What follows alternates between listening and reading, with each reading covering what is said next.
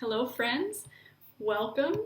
I'm Emily Davis. I'm Associate Pastor at the First Congregational Church of Crystal Lake, and I am so excited to be joining you for this, our first week of the Spiritual Autobiography project.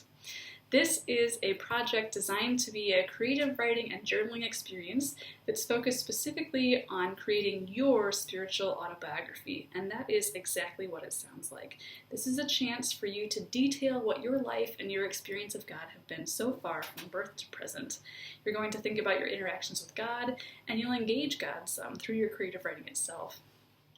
These videos will be posted to our church Facebook page and to our church website every Friday at noon as the project goes along. This is a 7-week capsule project.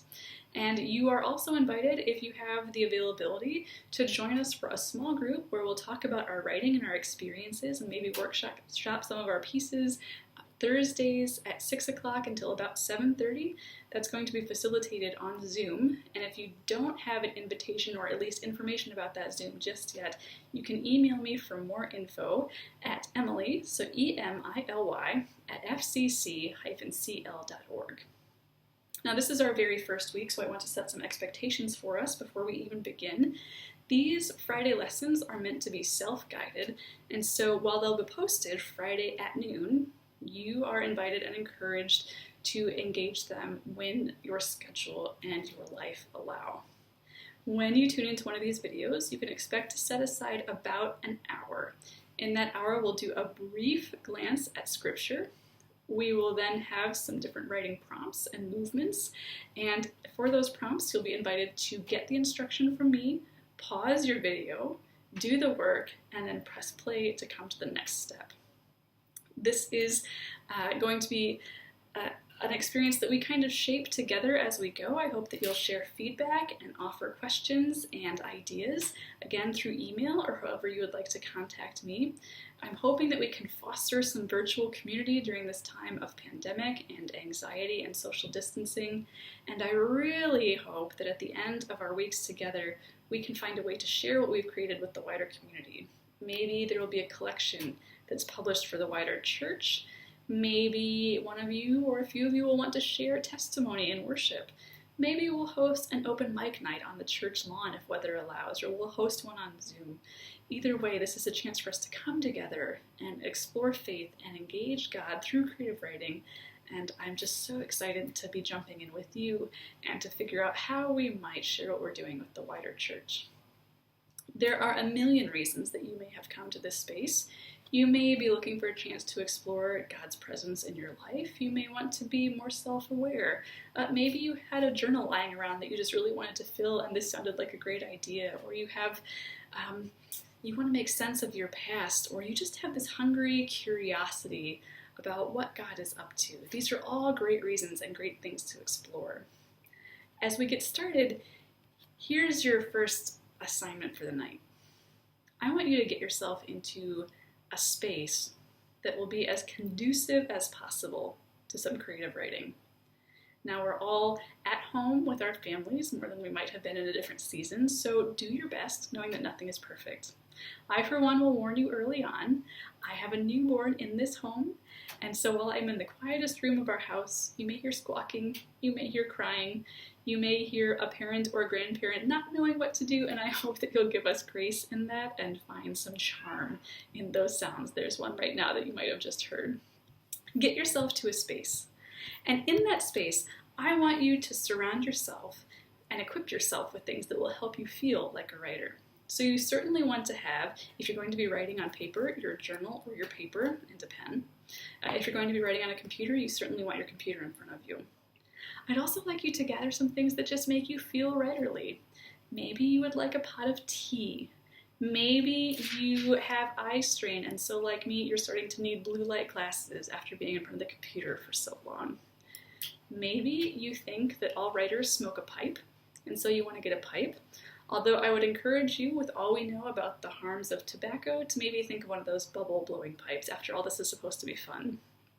I, for one, really like elbow patches. I think that all great writers wear them, or at least I like to imagine that they do, so I've got my elbow patch sweater on. And I also encourage you to surround yourself with artifacts of your life that will help remind you of some of the key moments that you've experienced so far. So in this room, I have behind me my great-grandmother's rocking chair and some quilts that my mother made. So my story is surrounding me in really particular ways. You also might want to get some books that are written by writers who you admire. Those voices can be friends to your voice. It's also my goal to post to our church website and the Spiritual Autobiography Project page on that website a list of spiritual autobiographies that have been written throughout the years so that you can have examples if you like them. Sometimes it's helpful to have them, sometimes it's more trouble than it's worth, but I'll be providing that resource for you, so please look for it or email me if you can't find it. Anyway, take a moment, pause this video, go find anything and everything you think you might need, get yourself into your writing space, and then when you're ready, come on back and push play. So a spiritual autobiography is a life and faith biography of you, written by you. You're going to take a look back at your life and see interactions, hopefully, between punctuated events and moments and interactions and your faith. We're going to document together our faith and spiritual journeys through the entirety of our lives. But before we get to any formal writing today, we're going to start by creating a really thorough outline of our lives that we can use to kind of pick out moments and people or experiences that we might want to write about. I'll be offering you in just a few moments a series of different suggestions for building that timeline, but first we're actually going to turn to our Bibles to get an example of what a timeline might maybe look like, because the timeline is really high level, it's not great detail. We'll get into the detail later. So as we go along in this project, we're going to be tracing with Pastor Eric's preaching series on the story of Abraham and Sarah. And so today, we're going to take a look at a timeline that's offered in the Bible of what happened to Abraham and Sarah. So if you don't have a Bible in front of you, go ahead, pause the video, grab one, or if you'd rather, you can just listen along. But we're going to be reading today from Hebrews, which is a letter, so way in the back of your Bible. And when you find Hebrews, I want you to turn to chapter 11. We're going to read verses 1 through 3, 8 through 12, and then 17 through 20. And here is how they sound in my Bible. Now, faith is the assurance of things hoped for, the conviction of things not seen. Indeed, by faith our ancestors received approval. By faith we understand that the worlds were prepared by the word of God, so that what is seen was made from things that are not visible. Now we'll skip to verse 8 through 12. By faith, Abraham obeyed when he was called to set out for a place that he was to receive as an inheritance. And he set out not knowing where he was going. By faith he stayed for time in the land that he had been promised, as in a foreign land, living in tents, as did Isaac and Jacob, who were heirs with him of the same promise. For he looked forward to the city that has foundations, whose architect and builder is God.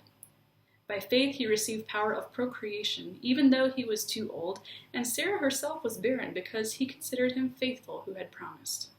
Therefore, from one person, and this one as good as dead, descendants were born, as many as the stars of heaven, and as the innumerable grains of sand by the seashore.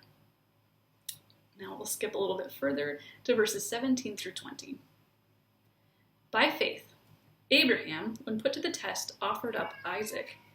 He who had received the promises was ready to offer up his only son, of whom he had been told, "It is through Isaac that descendants shall be named for you." He considered the fact that God is able to raise someone from the dead, and figuratively speaking, he did receive him back. By faith, Isaac invoked blessings for the future on Jacob and Esau. So in this passage, what we should hear is a brief description of the events of Abraham's life. Again, Pastor Eric is going to be preaching on Abraham and Sarah's life for the next number of weeks, so if you would like to dig down into the researchy and theological content of Abraham's story, be sure to tune into worship in the weeks ahead. But for our purposes, as autobiography writers, this passage, I hope, gives us a few lenses or approaches that we might like to use as we dig into our own storytelling. Now, this is not tonight's assignment, but just some things to kind of get your juices flowing. Here's some ideas you might consider from what we just heard. First, it's kind of neat to note that Abraham's life story here is set up in that first number of verses as a concrete example of that maxim at the beginning of our passage, that faith is the assurance of things hoped for and the conviction of things unseen. So as you write your spiritual autobiography, and as you consider the scope of your life to date, you might consider, is there a religious truth, or a maxim, or a proverb, or even a cliche that your life seems to give some flesh and bone testimony to? Is there a phrase that you've heard somewhere that you think maybe describes your experiences in a certain way? And if there's not, what phrase might you create to describe what your life has been like so far? It's also worth noting that in this passage there's this repeat occurrence of Abraham stepping out in faith without being certain where he's going and what's going to happen next. So you might consider if there are patterns in your life, things that happen again and again, or you might think about moments when you too have stepped out in faith and had no idea what was coming next, and maybe those will help shape some of what you write.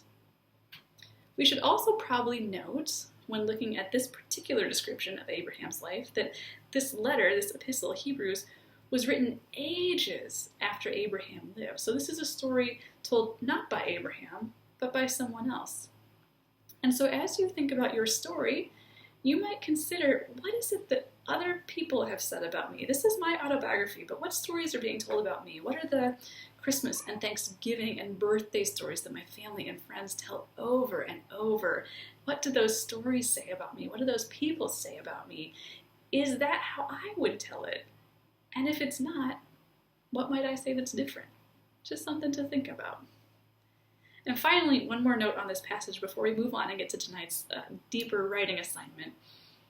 If we read the whole of Hebrews 11, it's full of stories about our spiritual ancestors, people whose example helped later generations make sense of our own lives. So as you begin this process, be sure to take notes for yourself about the ancestors in your story. We'll do a little bit of that tonight, but think about the people who you have known, or who you have read, or who you have seen, who have had a significant impact. And use your journal, your computer, post-it notes, whatever, to make sure that you keep a log of who those folks are, because they might pop up later on. As for tonight, we are going to create what is called a personal history timeline.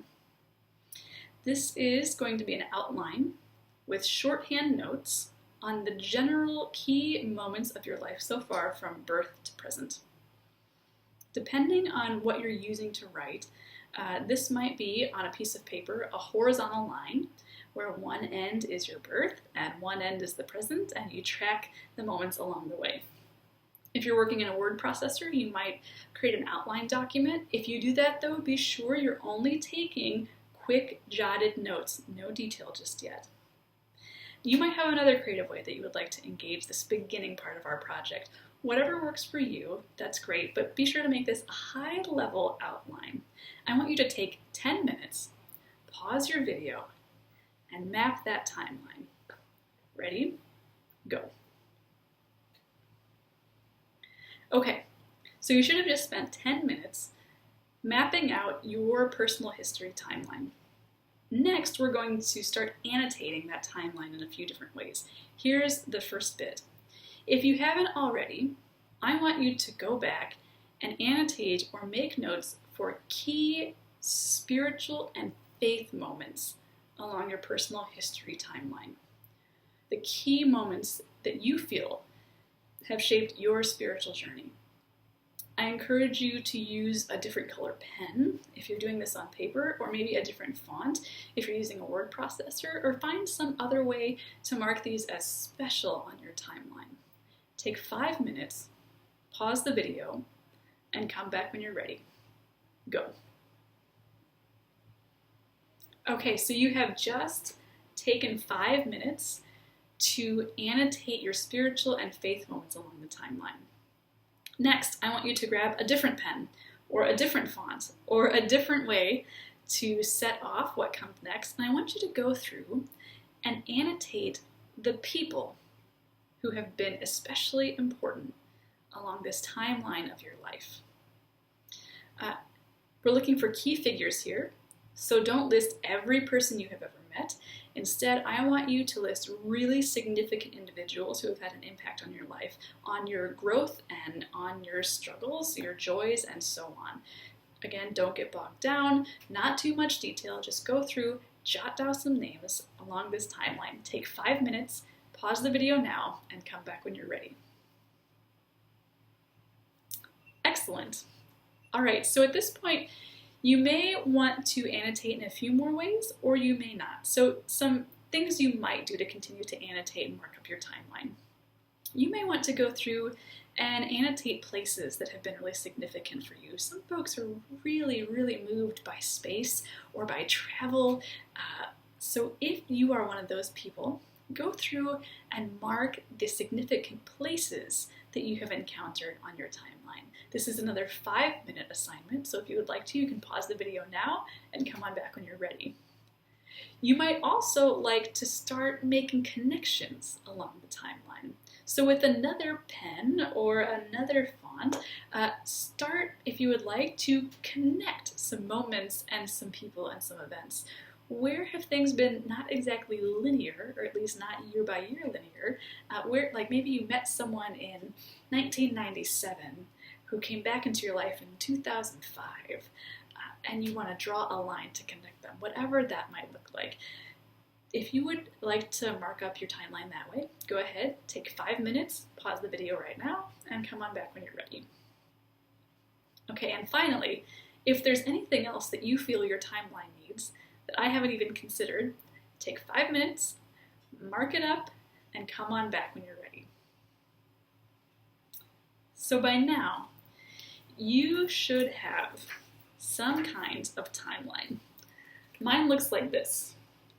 There's no right or wrong way to have created this. It should probably be a little bit wild and a little bit messy. This is also going to be a living document. My hope is that you'll return to this timeline again and again as this project goes along, because this is going to provide our focal point. Remember, we're tracking our spiritual experience from birth to present, and so this is an expansive story. There's a lot that we're going to want to keep track of, things that we'll forget very easily. So as we're looking at all these events and these journey moments to pull from, this timeline is going to be a really helpful visual that you can refer to as you start to write in the next number of weeks. Today, we're just getting started, so again, go back, edit this as you like, cross things out, add them in, share ideas about what you've inserted into your timeline that we may not have. You can do that through emailing me, emily@fcc-cl.org. You can put them in the comments of our Facebook video. However you would like to share that, we'd love to hear from you. But here is tonight's big assignment. I expect that while you were working on your timeline, one event or one person, or maybe a couple of them, kind of jumped out and stirred something in you.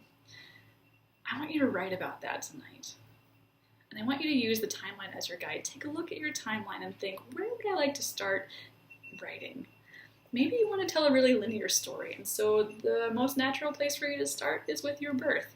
Maybe you'd like to tell a spiritual autobiography story that starts in the present and jumps back and forth between past moments. However you'd like to do that is great, but you're going to start tonight by finding the moment that kind of stirred something in you, or if nothing stirred, do a close your eyes and point at the timeline and start there. What I want you to do, though, is to take 25 minutes for an intense look and a detailed description of this particular moment in your timeline. 25 minutes to write about a moment or a person in your family or a place that you have been, and make sure that as you're writing, this moment or this person or this place is considered alongside God. What does it have to do with your spirituality? What does this person have to do with your faith? What did this place mean to you as you walked with God through it? Take 25 minutes, use the timeline as your guide, begin this journey. And I should say, if you would like more than 25 minutes, this is self-guided, please take it. If you don't need 25 minutes, that's great. 25 minutes is a good place to start. So pause the video now, take the time that you need, and when you're ready, come on back and push play on this video one more time. Okay, so you should now have a snapshot of a moment or a place or a person in your journey. I would really, really love to have you share what you have written with me and with the wider community. So you can do that a number of ways. Again, you are welcome and invited to join the small group that will meet on Zoom Thursday evenings at 6 o'clock until about 7:30 p.m. You can sign up to be a part of that small group just by emailing me, emily@fcc-cl.org, and I'll make sure that you get the Zoom invitation. If you are watching this video on Facebook, you can post something about, a section of what you've written in the comments below. You can also just email me what you've written, and I'd love to talk about writing and do some workshopping with you. Whatever works best for you is great for me and for the church. But just to get our creative and sharing juices flowing, I'm going to read you a couple of sentences of what I wrote. I started at birth. Because of the birth of my daughter, I'm kind of wrapped into birth stories right now, and that seemed like a really natural place for me to begin with my spiritual autobiography, and here's just a little snapshot of how that began. My birth was announced with fireworks, and I wonder what the neighbors thought about that. I was born in the middle of the night on February 26, 1987. Now you know how old I am. And after my dad went home, dads were still going home at that point, he went out to the driveway of the house I would spend the next 18 years in and set off fireworks to celebrate that a healthy new daughter had arrived. I don't think it would be an exaggeration to say that moment shaped me in profound ways without me even knowing it. That house, that neighborhood, that feeling of safety and celebration, and the early community that heard the sound all impacted who I was and continue to do so. This is the beginning of that story. Have fun. Remember, drafts are drafts. Nothing you write has to be perfect, and it might come out perfect anyway because God moves in amazing and mysterious ways. So friends, enjoy your writing. Revise and play with this as much as you would like to. Join us in the small group on Thursday if you're available, and plan to see the next video next Friday, posted to our church website and our church Facebook page at noon. Happy writing, friends. Enjoy the journey. We'll see you soon.